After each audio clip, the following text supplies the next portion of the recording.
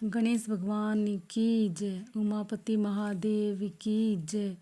माघ मास महात्म। प्रथम अध्याय। राजा दिलीप का आकेट वृत्तांत। प्राचीन काल की बात है। अत्यंत पवित्र तीर्थ स्थल श्री नैमिषारण्य तीर्थ में मुनिजनों ने श्री सूत जी से प्रार्थना करते हुए निवेदन किया कि हमें समस्त सुखों तथा मोक्ष देने वाले माघ मास के महात्म का सविस्तार वर्णन सुनाने की कृपा करें। अत्यंत प्रसन्नता पूर्वक सूत जी बोले, हे मुनिजनों, तुम धन्य हो। तुम्हारा हृदय भगवान श्री कृष्ण की भक्ति में लीन रहता है, अतः तुम्हें माघ मास का व्रत तथा महात्म का वर्णन सुनाता हूँ। सर्वप्रथम माघ मास का विस्तार वर्णन शंकर भगवान ने देवी पार्वती जी को सुनाया था। अतः इस महाव्रत के कर्णधार स्वयं महादेव हैं, श्री शंकर भगवान हैं।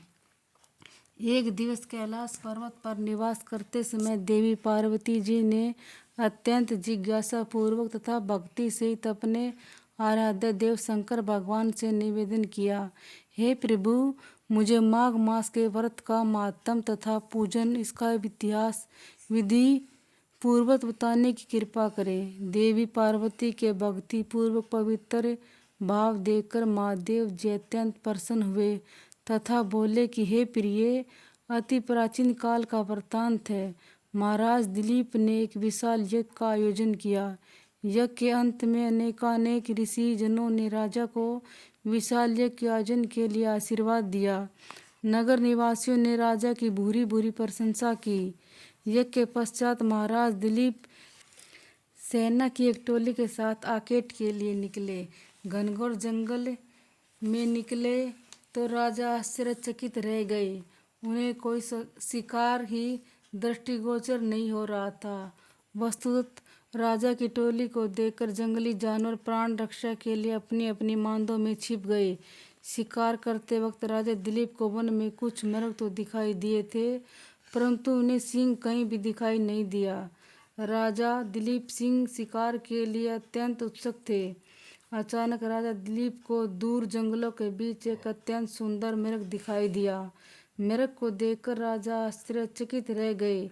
इतना विशाल तथा सुंदर मृग उन्होंने अपने जीवन में नहीं देखा था। महाराजा ने एकदम अपने अश्व की दिशा उस मृग की ओर कर दी। राजा का अश्व अति तीव्रता से मृग का पीछा करने लगा, परंतु राजा का अश्व जितना तीव्र होता, मृग की गति और तेज हो जाती।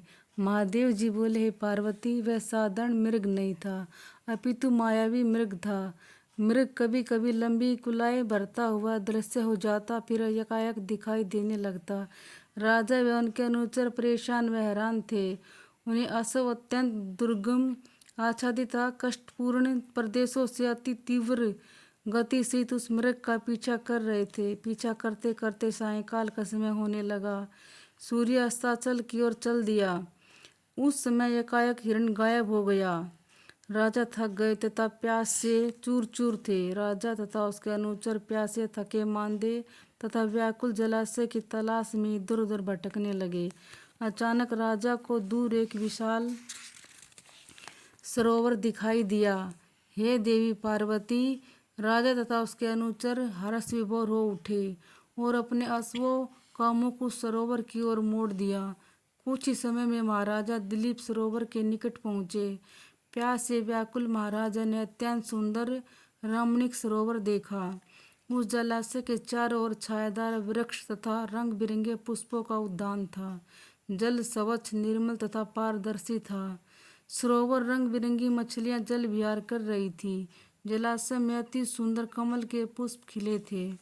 महाराजा इस रमणीक स्थान को देखकर आत्मविभोर हो उठे। एक बार तो वे अपनी तमाम थकान भूल गए। राजा ने अपने अनुचरों को उस स्थान पर रात्रि विश्राम का आदेश दिया तथा प्यास बुझाकर जल में स्नान किया। उनकी थकान छूमंतर हो गई तथा हृदय प्रफुल्लित हो गया।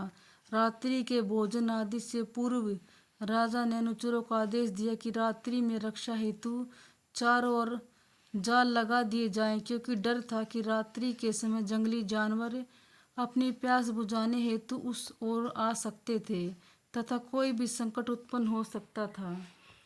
आधी रात्रि के पश्चात जंगली सूरों का एक झुंड सरोवर की ओर आया और सैनिकों द्वारा बिछाए गए जाल में फंस गया। राजा के सैनिकों ने अनेक सूरों को मार गिराया। इस प्रकार राजा के शिकार की तृष्णा भी पूरी हो गई। प्रातःकाल राजा अपनी नगरी की तरफ वापस चल दिए। वापस चलने के कुछ समय पश्चात राजा को अत्यंत वृद्ध ऋषि दिखाई दिए। ऋषि का शरीर अत्यंत क्षीण, शंख चक्र से सुशोभित साधारण वस्त्र युक्त था। महाराज ने अश्व से उतरकर ऋषि के चरण छुए तथा प्रणाम किया। हर्षित ऋषि ने राजन को पहचानकर उसको आशीर्वाद दिया और कहा कि हे राजन, माघ मास की इस पुण्य बेला में तुम कहाँ से आ रहे हो? माघ मास का नाम व पुण्य बेला शब्द सुनकर राजा की जिज्ञासा बढ़ गई तथा उनमें माघ मास का मातम जानने की इच्छा जागृत हो उठी। इति माघ मास महात्म 62 टीका प्रथम अध्याय समाप्त। बोलो श्री कृष्ण भगवान की जय। उमापति महादेव की जय।